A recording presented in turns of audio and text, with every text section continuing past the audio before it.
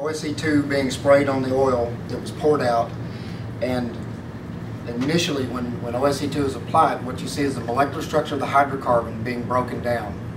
And when he finishes applying OSC2, in about 5 to 10 minutes, several things become true. The oil will not adhere to anything, including sand, rocks, or beaches. The oil is caused to float. It won't sink into the water column, spreading the oil into secondary areas. The flammability is diminished in a matter of minutes. And the most important part is that the biosurfactants work on the molecular structure, and when it breaks and you can't see the oil anymore, then the oil is detoxified to the point that living organisms can utilize the oil as a food source. Now, when the main reason you want to clean up an oil spill is because you want to reduce the toxicity to the environment so that living organisms can live. And if a single cell bacteria can survive, then all the species up through the food chain and even humans won't be adversely affected. So the oil is detoxified and the enzymes form protein binding sites, and these binding sites induce or kind of trick the bacteria into utilizing the oil as a food source. OSC2 does not have any non-indigenous or foreign species in it. You mix OSC2 with the same water from where the spill is. So we have a nutrient system that enhances or grows the natural bacteria that's already in the environment. So there's nothing foreign being added. When the bacteria runs out of OSC2's nutrients, the detoxified oil with the enzymes, the bacteria convert over to it, because it's the analogy I use with my teenage sons. If I set a bowl of ice cream in front of them and a bowl of spinach, they're going to eat the ice cream first. They won't eat the spinach until the ice cream's gone and they get hungry. So what we do is we give the bacteria the ice cream, the OSC2 nutrients, eats it, it grows real fast. When they run out of the OSC2 nutrients, or the ice cream, they will slowly switch over, convert over to the only food source left, the detoxified oil, and then it will digest the oil to CO2 and water. Now when you first see OSC2 being applied, bioremediation takes a little time. However, because we break the molecular structure and we detoxify the oil, in a matter of minutes that oil can no longer adversely affect the environment. So the environment is protected in a matter of minutes. Now the complete conversion of the oil to CO2 and water will take a few days. But it really doesn't matter because the oil can't stick to anything. Flammability's gone, it's detoxified, it won't hurt any species. When you say a few days, how many days? Well, if it's a lighter oil, you're looking at around 96 hours to 10 days. If it's extremely heavy oil, the complete conversion may take up to 20 days. When you say it doesn't hurt any species, do you have biotoxicity test for that lab's result? Yes, I have, on our website, we have a 223-page technical library. Okay. In there you will find several tests from the US EPA that they perform themselves on a number of species like mysids and fungulus, showing that in our normal or average LC50 is somewhere around 5,000 and up. So it's extremely non-toxic. We've even had tests performed by the South Korean government, and then in my mind, the most impressive test that was ever run toxicity-wise on OSC2 is Environment Canada performed a test on rainbow trout. And rainbow trout's one of the most sensitive freshwater species there is, and our LC50 was 10,000 or greater. So, you know, once you get over 100, it's virtually non-toxic. So ours is generally 10 times that. Okay. I have a question, please. Now, when I see the trial, you know, you are using fresh crude. Mm-hmm. Have you conducted on an older spill, like after 24 hours from the spill?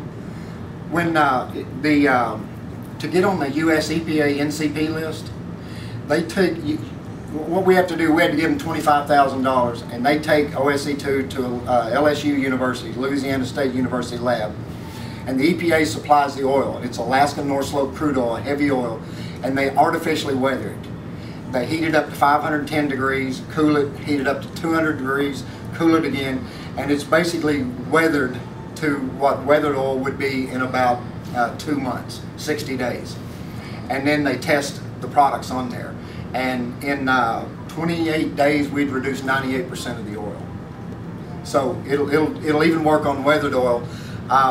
If it's been there a long time, You can go on our website, and there's a cleanup that we performed for Chevron in Tacoma or Seattle, Washington.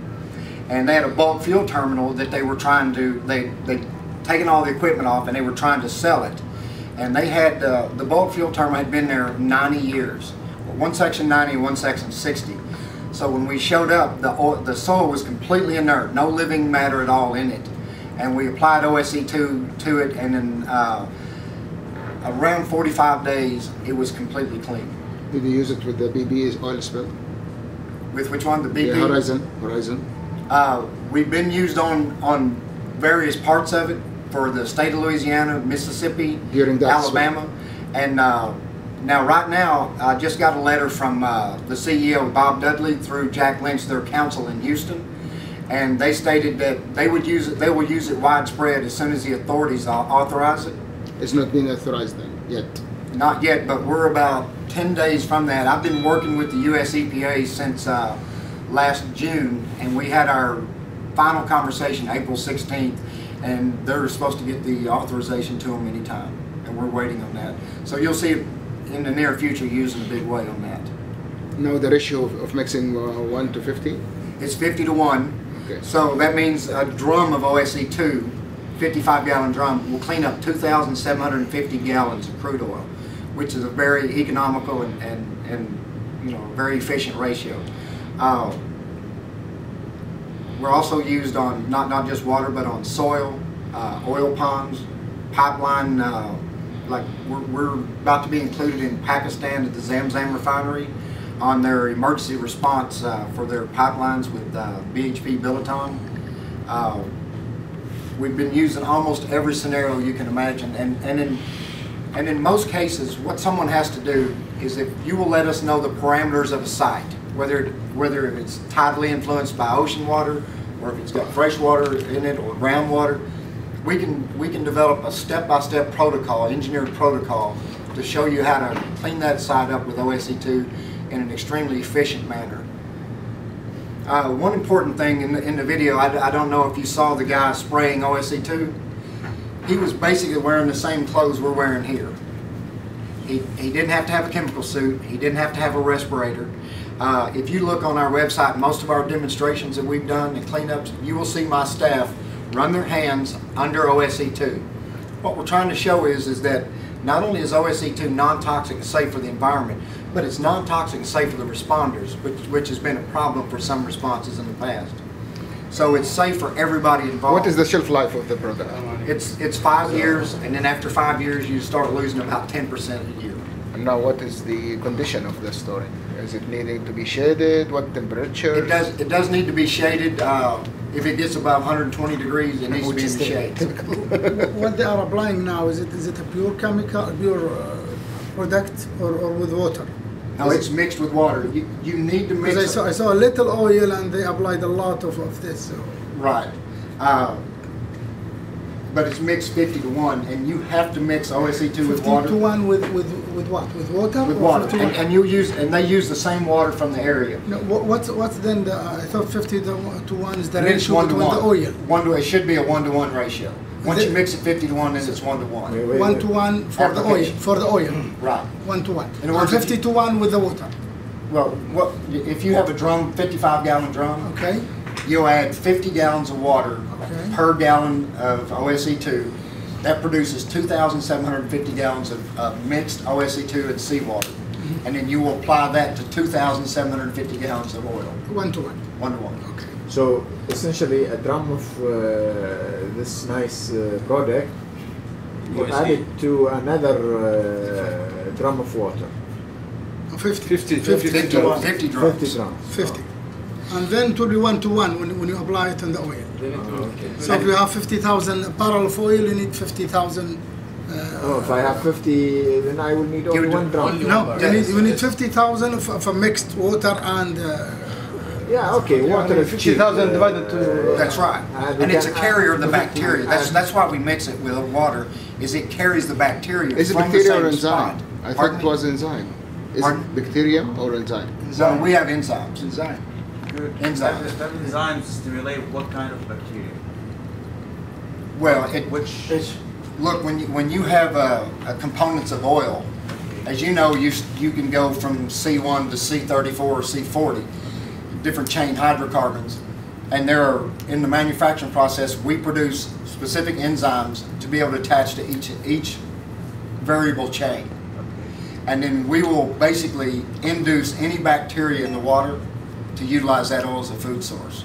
So the bacteria doesn't necessarily have to be specific, because we will trick it into using that oil as a food source. Okay, so that enzyme works on the oil, not on the bacteria. Yeah, on the oil, not the bacteria. It forms protein binding sites. Indigenous bacteria. Yeah. Explain the indigenous bacteria. Yeah. And, indigenous bacteria is a bacteria that's already in the water, or if you're in a soil situation and you find like well water or like a lake, ocean, or pond, you would mix OSC2 with that water because. And what's nice about OSC2 is you can use it in a freshwater, brackish water, or saltwater situation, because you're going to mix it with the same water there. You're going to use the indigenous bacteria, so there's no acclimation time, no temperature acclimation, and you're not going to compete with the bacteria that's already there, or the indigenous bacteria. And what you got into is the most bacterial products don't work on estuarine water spills because they can't compete with the natural bacteria that's already there. They always get overcome. With OSC2, we're just utilizing the same bacteria that's there, so we're not adding anything into the environment. And the other thing, when the oil is depleted and remediated to CO2 and water, the bacteria that we've grown or proliferated will then it'll die off to background levels because there's not enough food source to sustain that extra growth of bacteria. So they'll just die off, and what you've got is a spill that's been completely returned to pre-spill conditions.